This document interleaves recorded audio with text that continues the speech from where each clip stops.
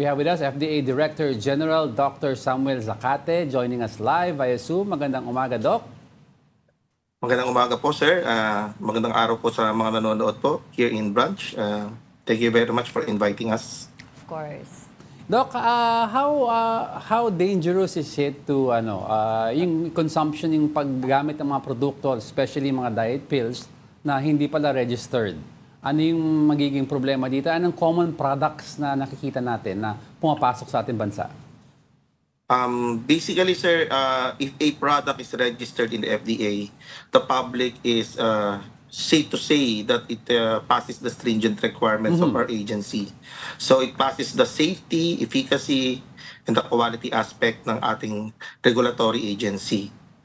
When we issue yung tinatawag namin Certificate of Product Registration, it will tell the patient or the public kung ano lang po yung approved na indication. Okay. So in this case, if the product is approved for dietary, no, para slimming, kumbaga anti-obesity, makakagarantiya tayo na yung produkto na yon ligtas, efficient, and nagdaan sa masusing proseso. So papasok dun sa aspeto na yon, if the product is not registered, now the public is not sure if it is safe or totally indicated yung kanyang indication or yung kanyang paggamit. So, it will compromise the public health in general po talaga. Ayun na nga po, sir. No? So, paano po ba malalaman ng mga consumers natin, paano nila ma-determine kung yung mga products na binibili nila ay FDA approved? Okay po.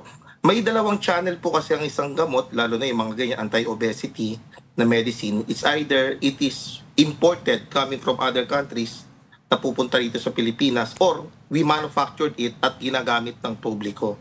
Ngayon, on the packaging itself, doon sa may mismong gamot, meron doong tinatawag na number or approval number sa likod ng kanilang mga boxes. That is one way of checking it physically. So, pero meron pa rin po tayo tinatawag na FDA verification portal. It is a list of all the approved and registered product na nagdaan po sa ating Food and Drug Administration. Nasa website lang po namin yon. They just tap the FDA verification portal, mayroon dudong search, lalagay lang po nila yung brand name at makikita na po nila agad-agaran kung yan po ay rehistrado or not. You're talking about, Doc, na yung safety na if isang produkto ay nag-register sa inyo, at least may protection ng ating mga consumers. Paano kung registered nga ang product pero ang gamit niya is off-label? Ang ganda ng tanong. Yes, paano po mangyayari dyan? Okay po. Actually, yung sinasabi po ni Sir na off-label practice, yun po yung if a drug is indicated for a certain disease at ang isang consumer o isang pasyente, ginamit niya outside dun sa approval. Yeah. We call that off-label practice. No, the FDA, ang aming mandato po is within the bounds of the registration. If we do off-label practice, it is the practice of the doctor who advises that the patient should go otherwise with the approved therapeutic indication. So, it's a matter of discernment of the doctor. Ang problema dyan, sir, sa off-label practice na yan, for example, isang gamot, para po daw ito sa sipon. Yes. Sabi ni Doc, pwede mong gamitin yan pampapayat. Pero hindi po namin rehistrado as pampapayat, pang-ubo lang. So, si Doc, he can advise it. Ngayon, it's a matter of risk on the part of the doctor and the consumer. Kapag may nangyari sa pasyente, it's a matter of question of medical practice. Okay. So yung liability... It is outside the bounds of the FDA kasi nandun lang kami sa produkto. Okay. Ngayon po, ang problema sa Pilipinas, wala po tayong tinatawag na off-label practice law. We do not punish the act itself. So ang hihintayin lang po ng pasyente kapag nagkaroon ng side effect at hindi sila informed at hindi pala yung rehistrado sa amin, then they can go to the doctor for prescribing the medicine outside the registered indication. Okay. Linaw. Pero yun nga po, no, so sabi nga po nila, talamak ngayon yung mga diet pills ngayon, unregistered sila. Pero meron po bang penalty or ano yung penalty dun sa mga sellers na falsely claiming yung product sila ay FDA approved? Especially, paano rin po ma-regulate yung mga binibenta sa online? Isa-isahin po natin, kapag ang isang produkto po is unregistered, it is punishable by law. So, ang batas po na nagpapunish yan is the Republic Act 9711, which is the Food and Drug Administration Act. So, the mere fact it is unregistered, punishable po yan. Meron po yung penalty of 50,000 but not exceeding 500,000 and the jail time. And or jail time. So, dun pa lang sa fact na minarket mo yung produkto at walang rehistro sa amin, pwede na po kayong parusahan. Okay. So, second po, ang susunod na po tanong dyan, DG, Director General, ang dami na nga po unregistered, nagtalamak po, nagagamit, nakikita po namin sa online. So nakikita po namin na nandyan po sa merkado at ano po ang ginagawa ng FDA through that. So meron po kaming continuous monitoring sa mga online platforms. We always tell the online seller or online platforms to take down the product at meron silang listahan yon. They have easy access to us through the FDA verification portal. The problem with it is the jurisdictional aspect and the attitude of the online or illegal online sellers. Kasi once they take down the product, they can always create a new account and create a new one. Ngayon po, ang proseso po kasi sa FDA, we must serve a summon. We must serve a notice to those violators. And most of those violators, they do not have a physical office.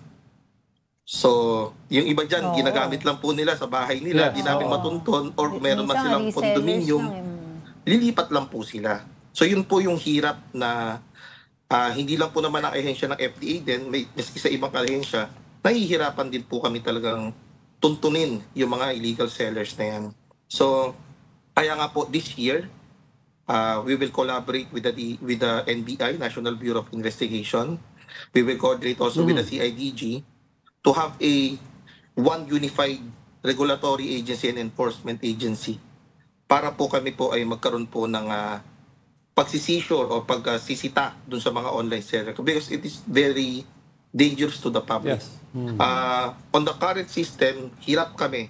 I will admit that hirap kami na patigilin or completely pahintuin. So ang ginagawa namin ngayon is tinutone down namin. So it is also not on the obligation of FDA alone. Kasi dapat partner po yan eh.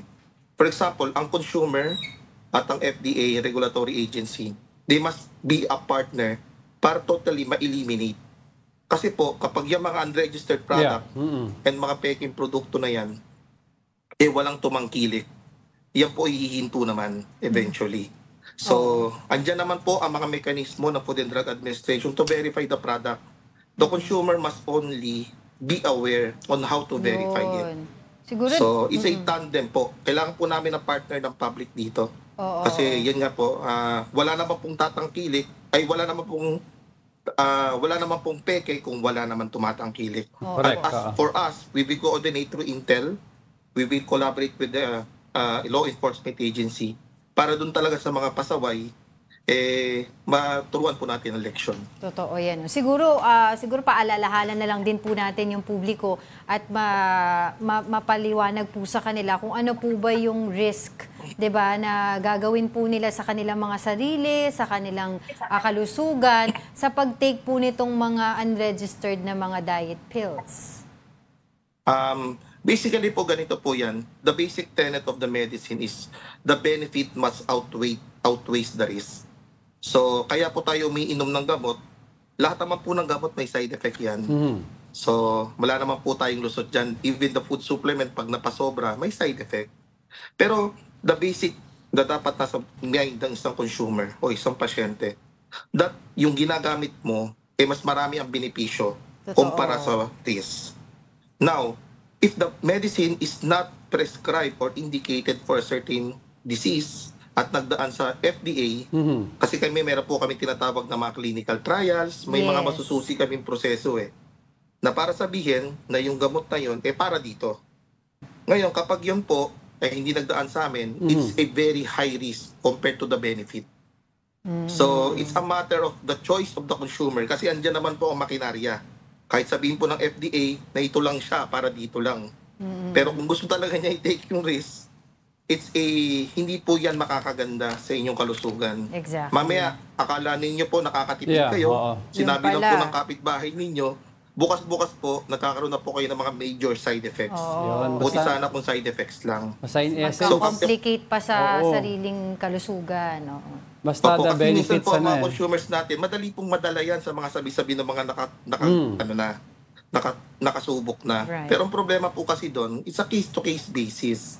Saka sometimes, Yeah. testimonial lang naman po yun ng mga consumers. How can we be sure that the effect is consistent, lalo na sa mga anti-obesity pills, that is consistent with each other patient, and the benefits outweighs that is, and the side effects is very minimal compared to the dose that they are taking. Kasi paulit-ulit po nilang Yes, ititake yan. Okay.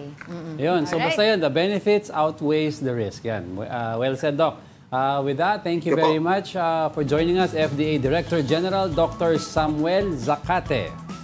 Thank you po. Thank Good morning. you.